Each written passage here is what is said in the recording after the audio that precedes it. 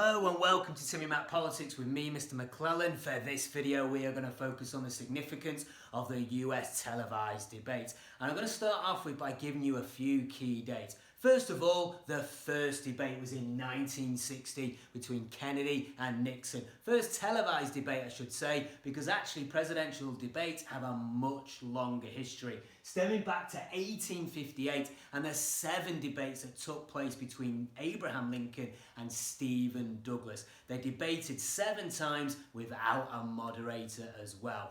Following that, there were attempts to set up more presidential debates, and they never ever got off the ground until we get to the first TV debate in 1960. And it stands to reason that that was the first televised debate between presidential candidates because Americans bought an awful lot more television sets in the 1950s, and therefore it's worth noting that the debate in 1960 on TV between Kennedy and Nixon really did herald the start of the TV era, particularly in the guise of politics. So the whole political landscape was about to change quite significantly, starting off in the late 1950s and indeed with that debate in 1960.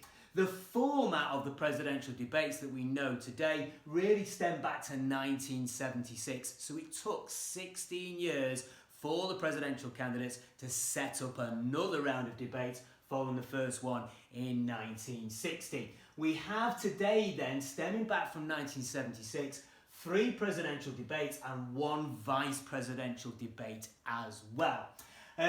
There are a couple of exceptions to that, I have to say though, and most notably was Perot taking part in 1992. And he's an exception because he was an independent candidate who debated with George Bush Sr. and Bill Clinton, Clinton being the Democratic nominee and George Bush Sr. being the Republican nominee. Perot was there as well. So it was actually a 3-person debate during the 1992 presidential election year.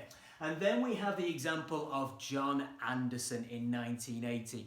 John Anderson was an independent candidate, just like Perot. Didn't poll as high as Perot, it has to be said, in 1992. But nevertheless, John Anderson wanted to take part in the debates, but Jimmy Carter, the Democratic nominee, Democratic sitting president, in fact, refused to debate with John Anderson. And therefore, John Anderson only took part in 1 debate with Ronald Reagan, and that was it. He didn't appear in another presidential debate during that presidential election year. So worth noting those rather 2 niche examples, particularly Perot. The debates themselves, they take place between September and around about mid-October of an election year, and they typically last 90 minutes.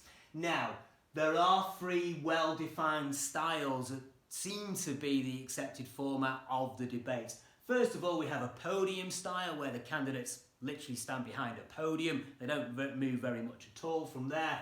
Then we have the town hall debate, and they tend to sit on bar stools, if you like, on stage and walk around with a microphone. So it just seems a little bit more informal, I guess a little bit more in the American context, folksy, okay? And then we have the around the table style where they sit down facing each other and yeah, debate. Again, not much movement there in the sitting around the table style, of course. Now, the foci of the debate, they vary between domestic issues, foreign policy issues, and one other major issue. Quite often the economy. There is an overlap between the 3 presidential debates and the topics which are the foci of those debates, but there is an outline there of what the candidates are there to debate. There is a non-participatory audience, although the audience members for some debates are able to give questions. They're pre-selected questions, they're not dreamt up by the audience on the hoof, but nevertheless, that is the only time that the audience can contribute to the debate directly. Although, and I'll get to this with the examples that I'll run through later on, when the audience laugh, the audience will be told, no doubt, to stay absolutely silent unless they're an audience member asking a question, but it's very difficult to tell people not to laugh. If they find something funny and humorous, they will give a reaction. And there are notable examples of where that has happened, and we'll get to those a little bit later on. They are moderated, the debates, by the major television networks in the US. So we've got ABC, CBS, CNN, Fox, NBC, and PBS, they've all moderated the debates. PBS having moderated the most, I think 16 in total, okay? But all the networks, they will vary between who moderates the debate, because of course the networks in America are partisan. They are aligned to different candidates and different parties, unlike here in the UK, and therefore it makes sense that there is a variety in terms of who actually moderates the debates. The debates are also a feature of the Republican and Democrat primary campaigns. So it's worth noting that when we talk about televised debates, that can include the debates that take place during the presidential primary campaigns. If you're talking about the presidential candidate debate, well, that's different. That is when you have the Republican candidate and the Democrat candidate nominated. But before that happens, during the primary process, there are TV debates on the Republican and the Democratic side. They tend to feature a lot more candidates. And it's not unusual for 10 or more candidates to take part in these debates. They seem quite often quite a bit of a free-for-all, bordering on the farcical given the number of candidates, but there we have it. It just kind of emphasises that they really are a feature of the presidential campaign, stemming back to the early stages of the primaries. So the key question really with the presidential debates is, are they significant or are they not significant? Should point out, actually, just before we get to that feature of the primary campaigns, the Republicans, when they held their competitive nomination process in 2015 to 16, they actually had 7 debates in total. So again, really reinforcing that they are a feature of the campaigns even during the primary stages. So let's get on to the significance and the relative insignificance of the TV debates, and we'll begin by saying yes, they are extremely significant events. They are an aspect of the media-dominated campaign that now exists. I've already talked about the domination of television from the first debate in 1960. Social media today has, of course, added to that mix in the 2000s, or since the 2000s, particularly since 2010s. But nevertheless, they are part of the TV debate, the media landscape that now exists. And with that, essentially, they're a form of free advertising for the Republican and the Democratic candidates. With that, the candidates themselves should look to appear statesmanlike and presidential. All important for them to do that. So they will look at how they hold themselves, how they deliver and communicate. They've got to seem authoritative and confident, of course, in what they're saying and indeed their body language. So key significant aspect for the debates. You've just got to look the part to become a US president, it has to be said. Because of the statesman-like nature and the presidential nature of the debates, it is crucial for the challenger. It's very easy for a sitting president to appear presidential. They've been doing it, you would hope, for 4 years. They are the president, Mr. or indeed Madam President, as the case may be in the future. And the challenger doesn't necessarily have that kudos and that stature, but they can get some of it by taking part in these television debates, standing toe-to-toe with a sitting president. I talked about it being free advertising. Well, look at the viewing figures. The largest viewing figures not too long ago for a presidential debate was 84 million people tuning in to the debate between Donald Trump and Hillary Clinton in 2016. No surprise really for guessing as to why the figure was so high between those two candidates. It is the Donald versus Hillary, and of course that gets people to tune in. Equally, there were 73 million in the last presidential debate in 2020. So there you've got Donald Trump versus Joe Biden. Of course, that was a COVID-era debate. So no audience there to speak of. And indeed, many people would have been tuning into that debate to assess how the candidates would respond to the COVID pandemic at the time. So that's a relatively high audience figure in 2020.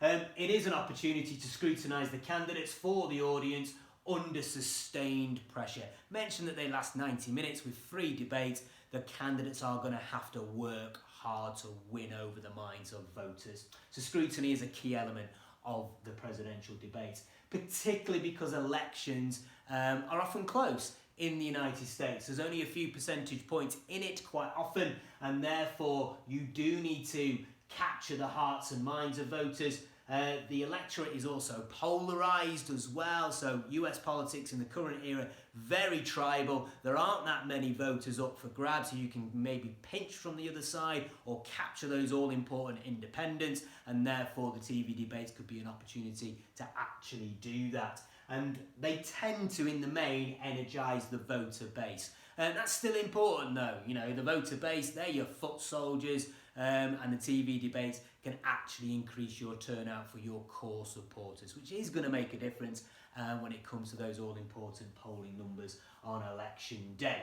And equally, it's worth noting that the US television debates, and they've happened for decades now, they are envied and they have been copied in the UK, starting off in Britain in 2010.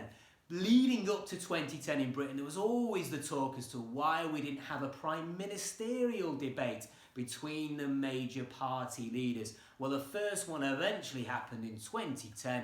David Cameron, Gordon Brown and Nick Clegg for the Liberal Democrats going toe-to-toe and having a pretty memorable and lively debate, the first one in Britain in 2010. And it really does copy what had been taking place in the United States for a long time. There are moments of real political theatre in the debates as well. So let's get to those examples of real political theatre which encapsulate the importance of the debate. Well, the first one is in 1960 with that first debate between Nixon and JFK Kennedy, of course. Well, Nixon sweated quite a lot during the debate, and it's no surprise that he did that. Yes, he's working under pressure, but the television lights are quite hot, and therefore he underestimated that. He actually declined the use of makeup, which I'm not sure a modern day candidate would actually do. But to be fair to Nixon, he'd actually been hospitalised prior to the TV debate, so his preparation was not that good. He's going to be nervous. He was nervous. The perspiration you could see on his brow, it didn't make a good look for television. And then combating him is JFK, very telegenic, right politician for the right time in terms of the television era, good looking politician if you like, and therefore it formed a nice contrast with the sweating Nixon versus the rather calm, relaxed and yes, telegenic JFK.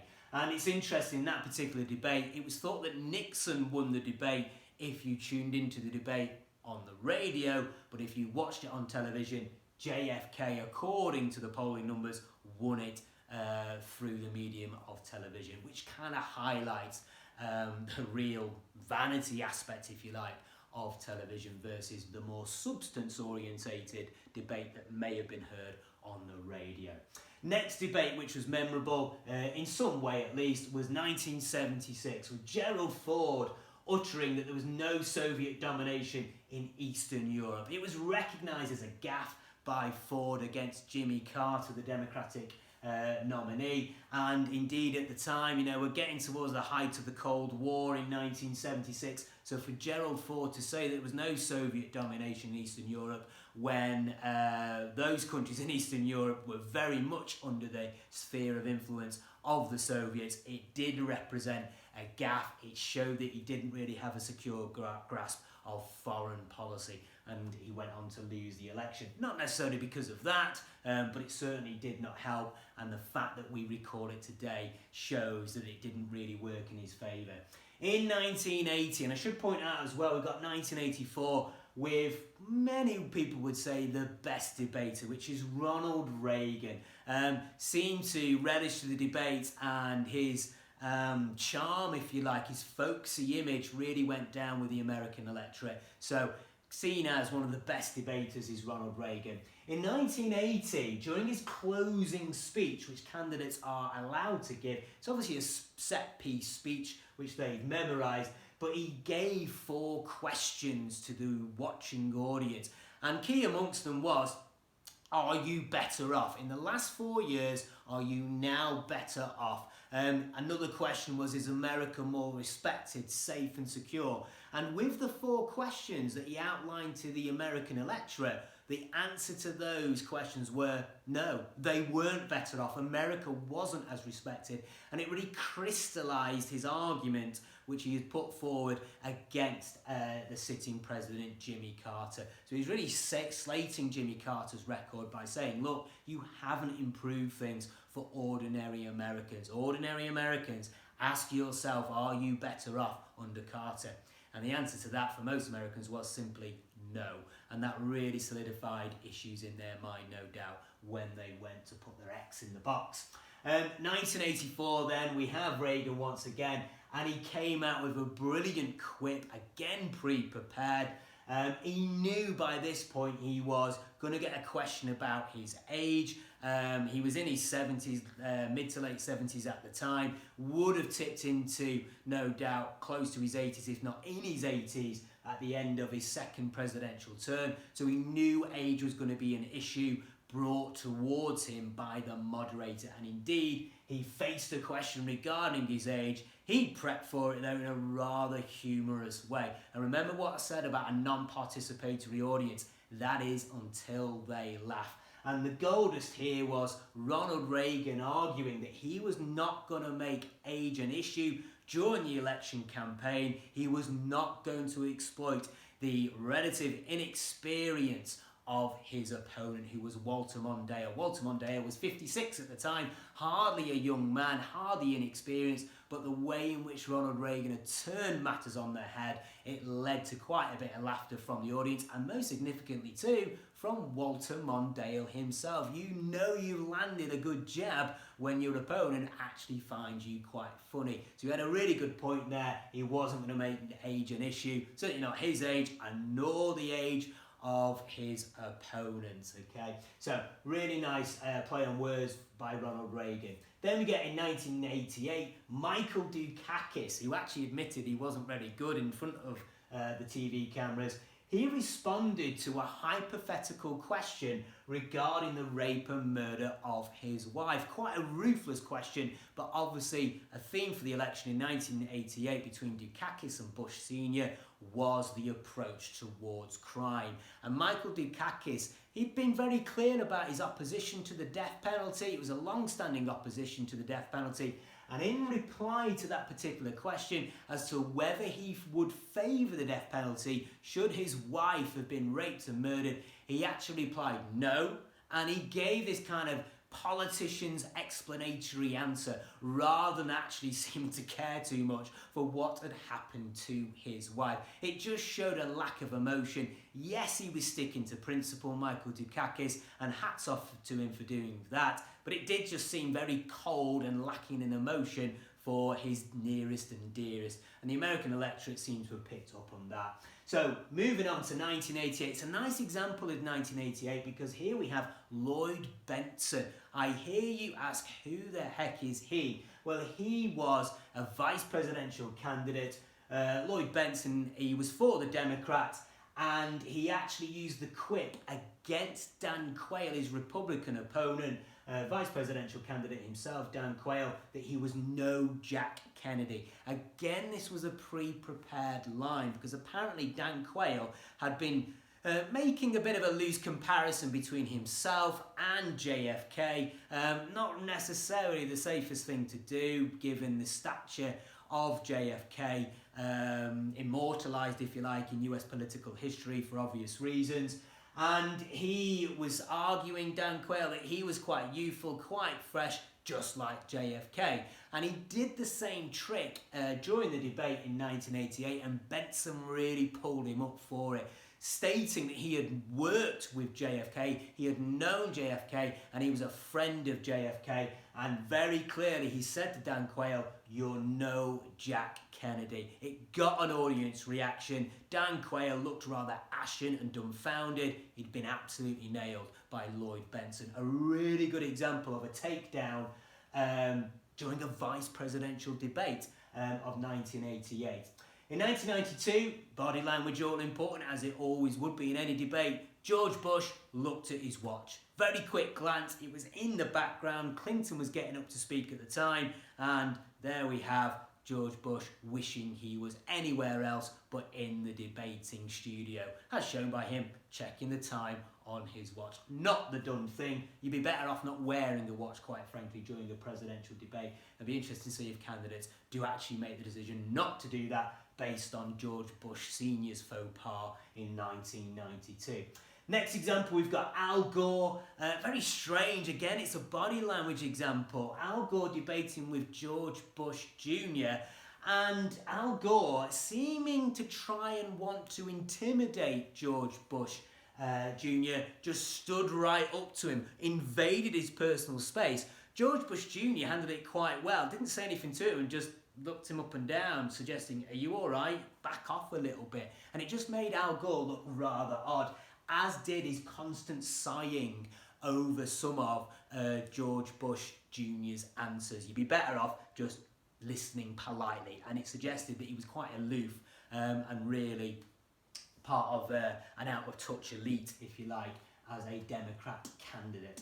We have also in 2012 Obama's tired performance, and it's quite interesting to suggest that Barack Obama didn't put in a good performance against Mitt Romney in his first debate, when you would think the debates were well set up for a brilliant communicator like Barack Obama. There was a lot of talk though as to how much he really wanted to run for a second term as the sitting president. He had young children at the time. There was a bit of tittle-tattle, if you like, as to whether his wife, Michelle Obama, really wanted another 4 years in the White House with all the scrutiny that brings. And therefore, we needed to see Obama striking a little bit of passion during the debates. And he did anything but in the first debate in 2012. He did recover in the subsequent two debates, but it was quite notable that Barack Obama, he looked tired, and he also looked as if he wasn't really up for the fight and the challenge of the election campaign and another 4 years in the White House. It, of course, though, ended up rosy for him winning the election. Then we get in 2015 to 16, and I put the 15 year in there as well, because this is an example of Donald Trump insulting his way to the presidency all the way through the Republican primaries, those 7 debates that they had in 2015, 2016 to win the Republican candidacy, and he carried on with the insults during the presidential debates proper with Hillary Clinton. And just some examples of his insults. Ted Cruz, he dubbed Lying Ted. Little Marco Rubio, he wasn't actually that small, it has to be said, but significantly smaller than the rather tall Donald Trump. Quite demeaning to dub him Little Marco. And then Low Energy Jeb. He actually probably had quite a point at that particular dig against George Bush Jr.'s brother, Low Energy Jeb, governor or former governor of Florida at the time, and he was just rather uninspiring, and Trump rather expertly picked him up for that. Another insult by Trump was against Hillary Clinton, his Democratic opponent, and he dubbed her Crooked Hillary, of course. And during one of the debates, he actually said he would take her to jail, or send her to jail, put her in jail. That got another laugh from the audience. They were quite shocked by that particular takedown. But hey, we should be used to that with Donald Trump. He says what he thinks, of course. So they're the reasons why the debates are significant. Of course, they've got a role to play in the electorate and changing the electorate's mind. But having said that, there are reasons why they are relatively insignificant as well. Well, part of the reason for that is that debate winners, according to the polls, can end up losing the election. So from debate winners to an election loser. Obviously, you get quite a lot of hype if you're seen to be a debate winner, but then you can go on to lose the election. We've got 3 examples here. Gore in 2000 was thought to win the debates with George Bush Jr., yet lost. John Kerry in 2004 thought to have won the debates, but again lost. And then Clinton in 2016 thought to have won the debates, but again lost. So are they really game-changing events?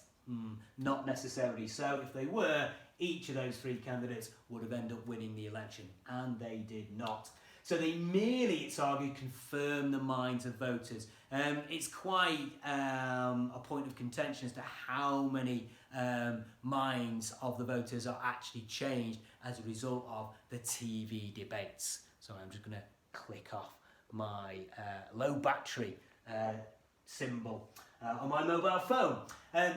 Key thing with the insignificance of the debate, style over substance. So we talked up here that candidates need to appear statesmanlike and presidential, but really that's more about style necessarily than substance. So there's the criticism, style over substance. They are a collection of sound bites, quite often pre-prepared answers, memorised answers. And Sidney Krause, who's a scholar on the US presidential debates, published some work on it, and he's actually dubbed them as joint press conferences, and they can appear like that. Little real debate. They are nicknamed, if you like, the great debates, but it's been argued that they're not great and they're not really debates because of the lack of engagement that takes place between the candidates.